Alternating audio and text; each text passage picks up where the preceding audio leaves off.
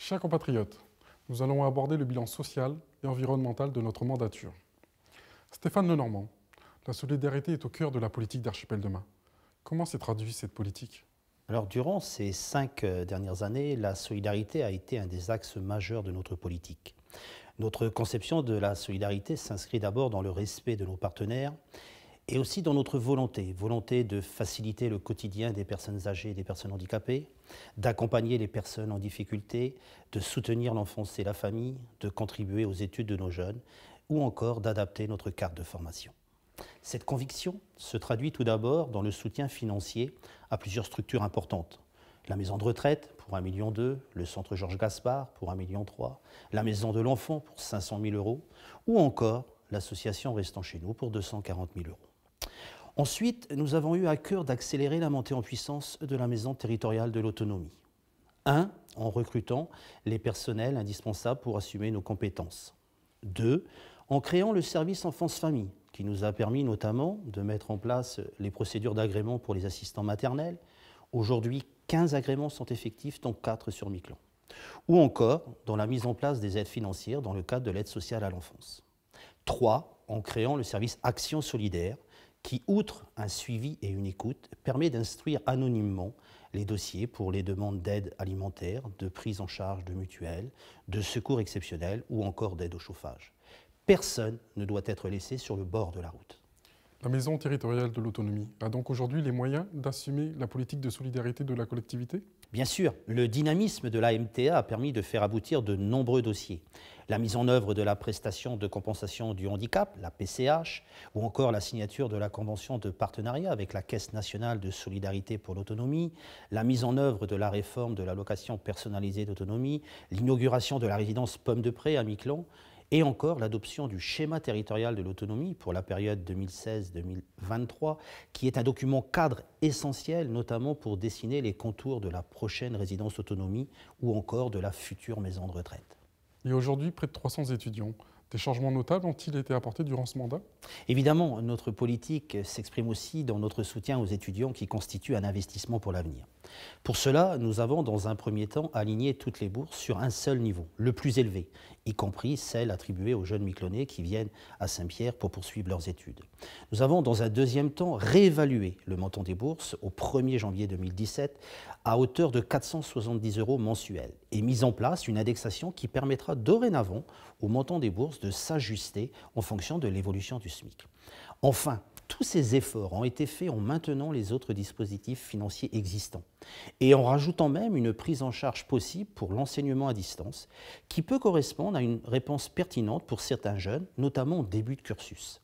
C'est annuellement plus de 1 800 000 € qui sont mobilisés pour nos étudiants dans notre budget. Dans de nombreux domaines, la solidarité demande des formations spécifiques. Ça a été quoi le travail de la collectivité? Alors, c'est aussi un point important.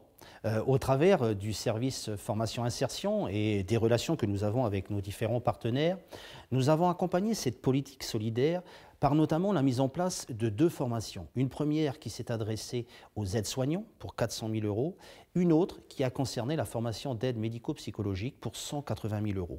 Ces formations diplômantes qui ont concerné près de 60 stagiaires répondaient à des besoins clairement identifiés. De manière générale, à tous les niveaux, nous avons donc mobilisé nos énergies pour faire avancer notre territoire, pour optimiser et structurer notre action solidaire. Ce travail est essentiel, il est complexe, difficile, parfois long, mais il doit être poursuivi. La solidarité insulaire fait partie de nous. Merci Stéphane. Nicolas, l'amélioration du cadre de vie a été l'un des fils conducteurs de notre mandat. Peux-tu nous rappeler quels ont été les grands axes de la politique de développement durable? Effectivement, nous avons mené 3 axes cohérents, que sont la connaissance de notre patrimoine naturel, l'aménagement et troisièmement l'efficacité énergétique. Mais en quoi la connaissance est-elle primordiale? On aime ce que l'on connaît. Chacun d'entre nous doit pouvoir s'approprier notre environnement pour mieux le préserver et le valoriser. Au cœur de cette connaissance, il y a bien sûr le projet phare de notre mandat, la création de la Maison de la Nature et de l'Environnement. 4 millions d'euros ont été consacrés à sa réalisation. Ce centre d'interprétation, qui vient d'être inauguré à Miquelon, a été conçu avec l'ensemble des acteurs de l'environnement. Ses objectifs principaux sont de sensibiliser, d'informer la population, les touristes, sur les richesses de notre archipel à travers une muséographie sur les différents milieux et espèces de nos îles. A-t-on mis en œuvre d'autres actions en faveur de la connaissance de notre richesse naturelle? Oui, bien sûr, plusieurs ouvrages ont été publiés. Par exemple, le guide nature permet aux promeneurs de conjuguer balade et découverte de la faune et de la flore au gré d'une quinzaine de sentiers. Par ailleurs, en partenariat avec le Bureau de recherche géologique et minière, nous avons édité la carte géologique de l'archipel, qui a permis ensuite la réalisation d'un guide des curiosités géologiques. Ce partage de connaissances s'est également traduit par diverses formations, géologiques par exemple, mais aussi par l'organisation de séjours de vacances à destination des plus jeunes et des traditionnelles éco-balades en saison estivale. Sinon, concernant l'aménagement, concrètement, ça se traduit comment? Nous avons adopté l'an dernier le plan territorial des itinéraires de promenade et de randonnée. Mais dès 2012, nous avons commencé à rénover les divers sentiers de l'archipel, du Cap de Miquelon à la vallée des Sept Étangs. En 2016 a démarré le premier sentier pour les personnes à mobilité réduite, au Diamant. L'aménagement, c'est aussi la réhabilitation du site de camping des Trois Sapins à l'Anglade, ou encore la pose de plusieurs toilettes sèches écologiques à Miquelon, à l'Anglade et à Saint-Pierre. L'aménagement, la réhabilitation, c'est aussi l'entretien des routes de la collectivité. Environ 5,4 millions d'euros ont été mis tant à Saint-Pierre qu'à Miquelon. C'est aussi la protection du littoral de Miquelon-l'Anglade pour près d'1 million d'euros. Qu'a-t-on entrepris en faveur des économies d'énergie pour les particuliers comme pour les administrations? Il a été important pour nous de reconduire et d'améliorer le partenariat avec EDF pour le changement de chaudière, de créer une aide à l'isolation des maisons. Ces aides ont concerné plus de 300 logements pour un montant de plus de 400 000 euros.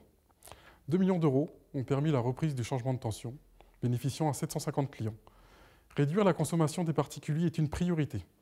Réduire la consommation des administrations est tout aussi important. Le réseau de chaleur a été lancé en 2016, une opération à plus de 10 millions d'euros. Enfin, dernièrement, nous venons de lancer les bases d'un point info énergie, l'élaboration d'un plan de formation pour les entreprises du BTP. Nicolas, enfin, quelle est la vision à long terme pour notre environnement? Un partenariat a été engagé avec l'Office national des forêts pour une gestion durable de notre forêt boréale. La première étape, celle de l'inventaire, vient de s'achever. Un plan de gestion pourra bientôt être mis en place. Nous venons également de lancer un marché pour définir la gestion et l'aménagement de la vallée du Milieu, où nous avons accru les acquisitions de parcelles, près de 30 000 m² sous ce mandat. Enfin, nous avons commencé les travaux de réflexion de l'aménagement du territoire à travers l'élaboration d'un schéma territorial d'aménagement et d'urbanisme réalisé en collaboration avec les collectivités, les professionnels et la population. En conclusion, nos actions de développement durable réalisées et en cours visent à améliorer notre cadre de vie et à plus long terme à léguer à nos enfants une nature exceptionnelle, un archipel où il fait bon vivre. Merci Nicolas.